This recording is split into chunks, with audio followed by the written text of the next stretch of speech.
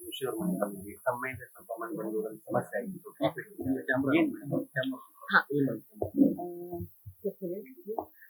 ನಮ್ಗೇನಂದ್ರೆ ನಾವಿವತ್ತು ಮುಖ್ಯವಾಗಿ ಬಂದಿದ್ದು ನೇಹಾ ಹಿರೇಮಠ ಮನೆಗೆ ಹೋಗಿ ಅವರ ಫ್ಯಾಮಿಲಿಗೆ ಸಾಂತ್ವನ ಹೇಳೋಣ ಅಂತ. ಸೊ ನಾವಿಲ್ಲಿ ಬಂದಾಗ ನಮ್ಗೇನಂದ್ರು ನಮ್ಗಾಗಿರುವಂತ ಎಕ್ಸ್ಪೀರಿಯನ್ಸ್ ಯಾರಿಗೂ ಆಗ್ಬಾರ್ದು ಅನ್ನೋ ಒಂದು ಮನಸ್ಥಿತಿಯಲ್ಲಿ ನಾವಿದ್ದಾಗ ನಮ್ಗೆ ಜೋಶಿ ಸರ್ ಕೂಡ ಟ್ವಿಟರ್ ಅಲ್ಲಿ ಆಗ್ಲಿ ಅವರು ಕೂಡ ನಮ್ಮ ವಿಷಯದ ಬಗ್ಗೆ ಮಾತಾಡಿದ್ದಾರೆ.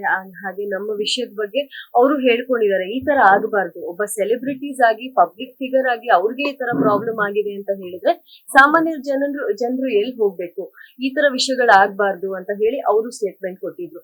ಸೊ ಈ ಒಂದು ವಿಷಯಕ್ಕೆ we wanted to come and thank you sir, thank you, ನಮ್ಮ ಪರವಾಗಿ ನೀವು ಮಾತಾಡಿದೀರಾ, ನಮ್ಗೆ ಒಂದು ಸಪೋರ್ಟ್ ಸಿಸ್ಟಮ್ ಆಗಿ ನಿಂತಿದ್ದೀರಾ ಅಂತ ಹೇಳಿ. ಸೊ ಅದಕ್ಕೆ ನಾವು ಜೋಶಿ ಸರ್ ಏನಂದ್ರೆ ನಾವು ಏನ್ ಹೇಳುದು, ನಮ್ಮ ಫ್ಯಾಮಿಲಿ ಹೇಗೆ ಅಂತ ಹೇಳಿದ್ರೆ ಪೀಸ್ಫುಲ್ ಆಗಿ ನಮ್ ಕೆಲ್ಸ ಆಯ್ತು, ನಾವಾಯ್ತು, ನಮ್ ಸಿನಿಮಾಗಳಾಯ್ತು, ನಮ್ಮ ಫ್ಯಾಮಿಲಿ ಆಯ್ತು ಅಂತ ನಾವಿರೋರು. ನಾವೊಂದು ರೆಸ್ಟೋರೆಂಟ್ ಅಲ್ಲಿ ಕರಾಮ ಅಂತ ಒಂದು ರೆಸ್ಟೋರೆಂಟ್ ಅಲ್ಲಿ ಫ್ರೇಜರ್ ಟೌನ್ ಪುಲಕೇಶಿ ನಗರ ಊಟ ಮಾಡ್ಕೊಂಡು ಆಚೆ ಬಂದಿದ್ದಷ್ಟೇ. ಊಟ ಮಾಡ್ಕೊಂಡು ಆಚೆ ಬಂದ್ವಿ, ವ್ಯಾಲೆ ಪಾರ್ಕಿಂಗ್ ಕೊಟ್ಟಿದ್ವಿ ಗಾಡಿನ. ವ್ಯಾಲೆ ಪಾರ್ಕಿಂಗ್ ಕೊಟ್ಟಾಗ ವ್ಯಾಲೆಯವನು ಗಾಡಿ ತಗೊಂಡು ಕೊಟ್ಟ. ಬೋನೂರ್ ಗಾಡಿ ತಗೊಂಡ್ರು, ನಾನು ಮತ್ತೆ ನಮ್ ತಂಗಿ ಅವರು ಹಿಂದೆ ಕೂತು ನಾನು ಮುಂದೆ ಕೂತ್ಕೊಂಡು. ಗಾಡಿ ಸ್ಟಾರ್ಟ್ ಆಯ್ತು ಅಷ್ಟೇ, ಅಷ್ಟೊತ್ತಿಗೆ ಒಬ್ಬ ಪಾಸ್ ಮಾಡ್ದ, ದೊಡ್ಡ ಗಾಡಿ ಬೇಕೆ ಚಲೋ ಅಂತ ಹೇಳ್ದ.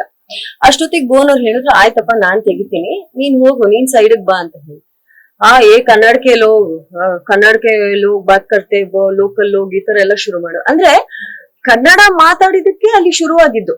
ಕನ್ನಡ ಅಂತ ಬಂದಿದ ತಕ್ಷಣ ಅವನು ಒಂಥರ ಮುಖದಲ್ಲಿ ಎಕ್ಸ್ಪ್ರೆಷನ್ ಚೇಂಜ್ ಆಗಿ ಅದ್ ಬೇರೆ ರೀತಿನೇ ಒಂದು ಇದಾಗೋಯ್ತು. ಒಂದೇ ಸತಿ ಅಟ್ಯಾಕ್ ಮಾಡ್ಲಿಕ್ ಬಂದ.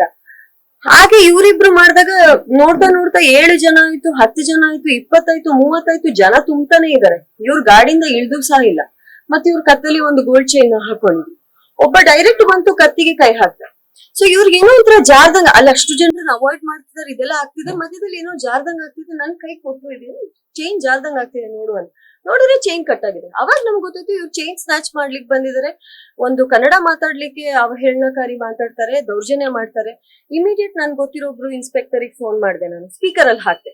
ಯಾವಾಗ ಒಬ್ಬ ಇನ್ಸ್ಪೆಕ್ಟರ್ ಮಾತು ಕೇಳಿದ್ರು ಇವ್ರ ಮೆತ್ತಿಗೆ ಜಾಗ ಖಾಲಿ ಮಾಡಿದ್ರು. ಸೊ ನಾನು ಹೇಳುದು ಇದು ಹೆಂಗೆ ಅಂದ್ರೆ, ಆಮೇಲೆ ಅಲ್ಲಿರೋ ಜನ ಸಮಾಧಾನ ಮಾಡಿ ಏನಾಗಿಲ್ಲ ಸರ್, ಹೋಗಿ ಅಂತ.